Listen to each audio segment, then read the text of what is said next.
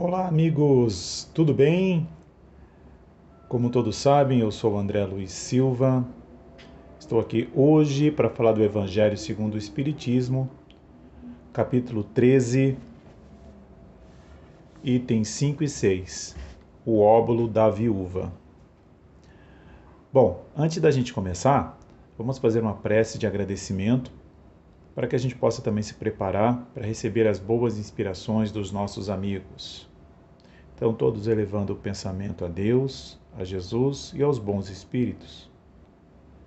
Pai amado, Criador do céu e da terra, de tudo e de todos nós.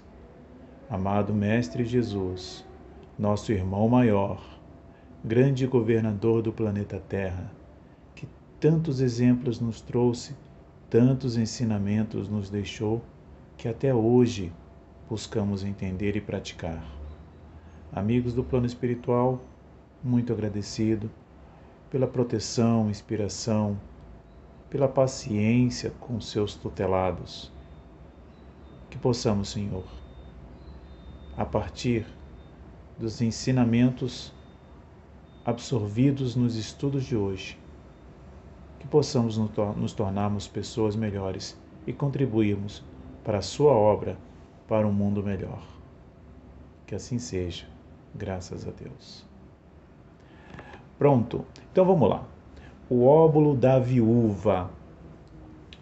Eu gosto muito dessa parábola, dessa passagem do Evangelho, porque nos mostra o quanto que nós podemos fazer pelo próximo sem necessariamente termos que ser ricos ou termos algo em abundância, pelo menos de ordem material, não é verdade? Porque muitas pessoas têm tempo em abundância, têm conhecimento em abundância e poderiam compartilhar com outras pessoas. Já estariam fazendo a caridade com o seu esforço, com o seu tempo, que na grande maioria das vezes tem mais valor do que o próprio dinheiro, o próprio material, o próprio bem material. Então, essa passagem é muito interessante porque mostra que qualquer pessoa, por menos que tenha, ela pode fazer algo por alguém, seja o que for, seja até do ponto de vista material mesmo, seja moral, seja um tempo, né, para poder dedicar a alguém que precise. Enfim, existe uma infinidade de formas de contribuir com alguém para que ela tenha uma vida melhor, uma vida de paz, se sinta mais revigorada. Então começa assim o óbolo da viúva. Jesus, estando sentado defronte do gasofilácio era um local onde havia depósito de dinheiro, doações, etc. Considerava de que maneira o povo nele atirava o dinheiro. Jesus ficava ali observando, ficava avaliando, para dali tirar lições. E que várias pessoas ricas tinham colocado muito. Veio também uma pobre viúva, que nele colocou somente 2 pequenas moedas. Então Jesus, tendo chamado seus discípulos, lhes disse: Eu vos digo em verdade, esta pobre viúva deu mais do que todos aqueles que colocaram no gasofilácio. Olha, então Jesus chamou a atenção, mas como alguém que coloca apenas 2 moedas deu mais do que aqueles que colocaram em tesouros imensos? Como pode ser isso? Porque todos os outros deram de sua abundância, mas esta deu de sua indigência, tudo mesmo o que lhe tinha, e tudo o que lhe faltava, e tudo o que lhe restava para viver. Olha só. Então Jesus comparou o que os ricos davam com o que a viúva deu. Os ricos, eles davam aquilo que lhes sobrava e com certeza não iria fazer falta para eles. Era quase que uma questão social para poder mostrar que estava fazendo alguma coisa. Já a viúva, ela estava dando aquilo que realmente iria lhe fazer falta. Olha só, ela poderia alegar: poxa, eu só tenho para comer, eu só tenho para vestir, eu só tenho para minha subsistência e não posso ajudar. No entanto, ela foi lá e deu a sua contribuição. Já os ricos tinham muito, tinham uma fartura imensa e deram uma pequena parte se comparado a tudo que eles tinham. Então Jesus queria mostrar que aquela viúva, o que ela estava fazendo, tinha muito mais valor do que o que os ricos faziam. Dando continuidade. Muitas pessoas lamentam não poderem fazer tanto bem quanto gostariam, por falta de recursos suficientes e que se desejam a fortuna para, dizem elas, para dela fazerem um bom uso. A intenção é verdade, é louvável, sem dúvida, e pode ser muito sincera em alguns.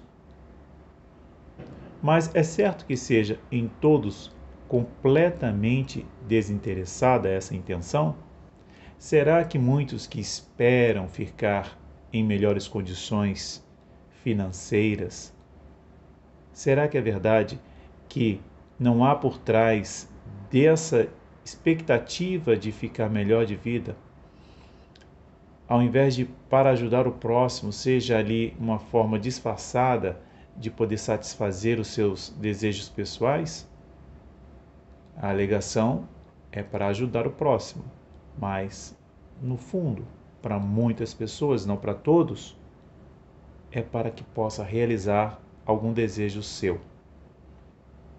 Não há aqueles que, desejando mesmo fazer o bem aos outros, estariam bem contentes em começar a fazê-lo a si mesmos, de se darem algumas alegrias a mais, de se proporcionarem um pouco do supérfluo que lhes falta, sob a condição de darem o resto aos pobres? Pois é. Então muitas podem fazer assim: eu vou melhorar de condição, vou me satisfazer e o que sobrar eu vou doar. Olha que bonito. Melhor do que nada, vamos dizer assim, né? Mas muitas vezes alegam que não fazem o bem porque não têm condições. Mas quando tem condições, o primeiro passo é satisfazer os seus desejos pessoais e, se sobrar, doar, ajudar o próximo. Bom, essa segunda intenção, dissimulada, mas que encontrariam no fundo do coração se quisessem nele rebuscar, anula o mérito da intenção, porque a verdadeira caridade pensa nos outros antes de pensar em si. Então, se você tem a intenção de primeiro satisfazer os seus desejos, somente depois, com o que sobrar e se sobrar ajudar o próximo, acaba por anular o mérito da sua intenção. Porque a sua preocupação primeiro tem que satisfazer os meus caprichos, né? Então, supérfluos a mais, para depois ajudar o próximo. Infelizmente, realmente estamos anulando o mérito da atitude dessa suposta caridade. Continuando, o sublime da caridade, nesse caso, seria procurar no seu próprio trabalho, pelo emprego de suas forças, de sua inteligência, de seus talentos, os recursos que faltam para realizar suas intenções generosas. Então, olha só, o sublime da caridade. Então, a pessoa pode, por exemplo, utilizar dos seus talentos pessoais. Eu não tenho condições de ajudar financeiramente, mas eu tenho um conhecimento que pode ser útil para outras pessoas. Então, esse é o sublime da caridade, onde você emprega suas forças pessoais, o seu conhecimento, o seu tempo para poder ajudar o próximo. Aí estaria o sacrifício mais agradável ao Senhor. Infelizmente, a maioria sonha com meios mais fáceis de se enriquecer de repente sem trabalho, correndo atrás de quimeras, como descobertas de tesouros, uma chance incerta favorável, a recuperação de heranças inesperadas, etc. Que dizer daqueles que esperam encontrar, para os secundar nas pesquisas, como auxiliares, os espíritos? Que dizer dessas pessoas que esperam na espiritualidade a ajuda necessária para poder ficar rico, melhorar de condição e a partir daí ajudar o próximo? Continuando, seguramente eles não conhecem nem compreendem o objetivo sagrado do Espiritismo e ainda menos a missão dos espíritos, aos quais Deus permite se comuniquem com os homens. Também nisso são punidos pelas suas próprias decepções. Então, quem espera utilizar o Espiritismo ou os espíritos para os auxiliar numa tarefa de ficar rico, de mudar de vida, principalmente material, moral, sim, podemos contar, não é? Tanto para o pior quanto para o melhor. Mas quem espera ficar rico financeiramente, acumular bens, contando com os espíritos, está cometendo um grave erro. Está utilizando mal o espiritismo ou as forças espirituais e que certamente será decepcionado. Essa observação, essa orientação está no Livro dos Médiuns, número 294 e 295, as questões. Então, dando continuidade, aqueles cuja intenção é pura, de toda ideia pessoal, devem se consolar de sua impossibilidade em fazer tanto bem quanto gostariam, pelo pensamento de que o óbolo do pobre, que dá se privando, pesa mais na balança de Deus do que o ouro do rico, que dá sem se privar de nada. Então, para nós, meros ditos mortais, né, para nós, assim, de condição ainda humilde, nós não devemos lamentar, porque nós não podemos dar mais para fazer caridade, se comparando com aquele que pode fazer muito. Não, para Deus, o pouco que nós fazemos, o pouco que é feito, mas que é fruto do seu esforço, do seu sacrifício, tem mais valor do que aquele que é feito por alguém que lhe sobra, que não vai lhe fazer falta nenhuma. Então, precisamos se conscientizar disso, tá? Precisamos nos conscientizar disso, de que para Deus, isso tem muito valor. A satisfação seria grande, sem dúvida, em poder largamente socorrer a indigência. Claro, né? Quem não gostaria de ajudar o maior número possível de indigentes?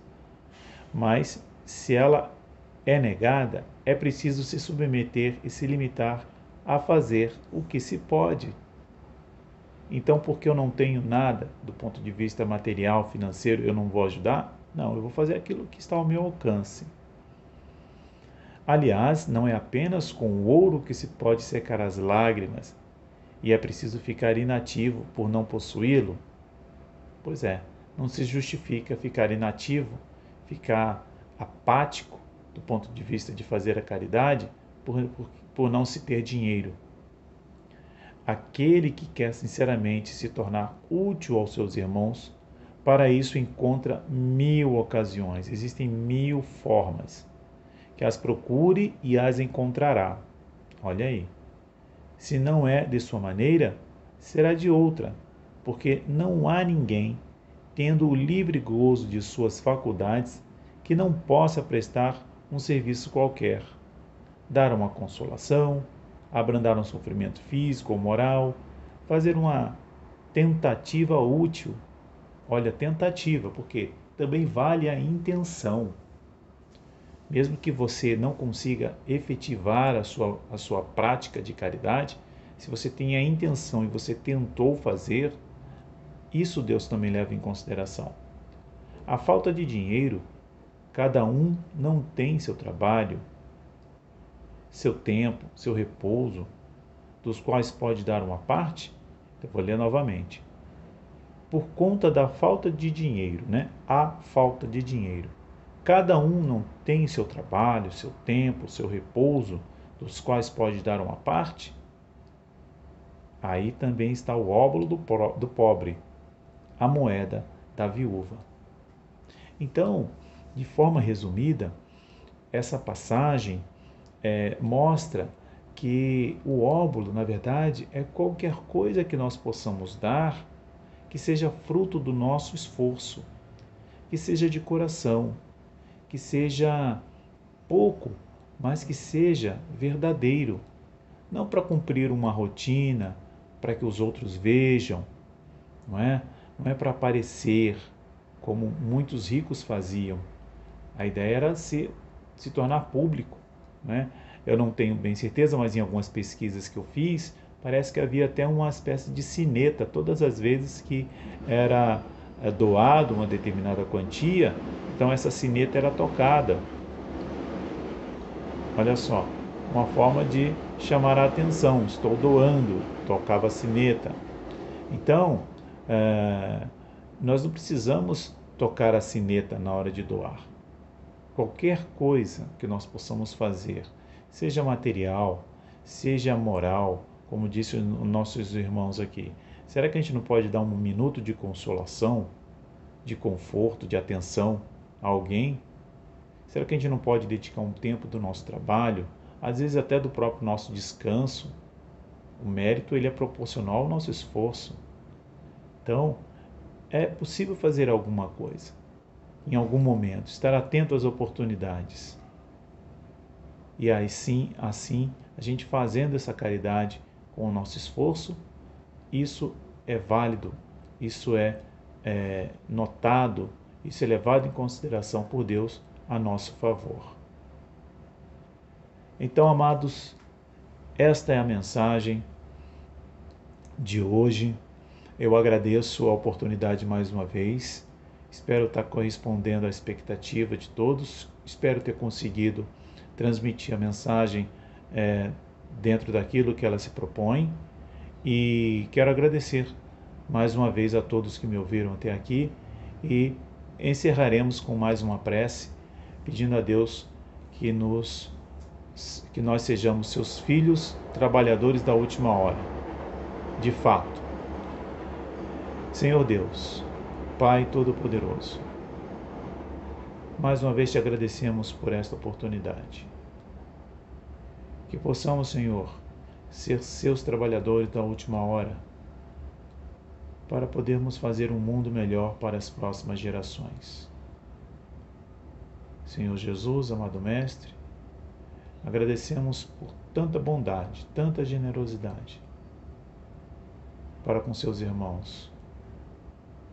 E aos amigos espirituais, nossos companheiros de jornada, agradecemos do fundo de nosso coração que possamos corresponder à expectativa depositada em nós, até por nós mesmos, no nosso planejamento encarnatório.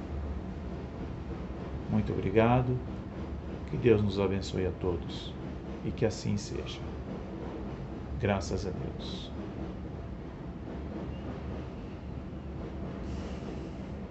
Um Feliz Natal, um Feliz Ano Novo a todos.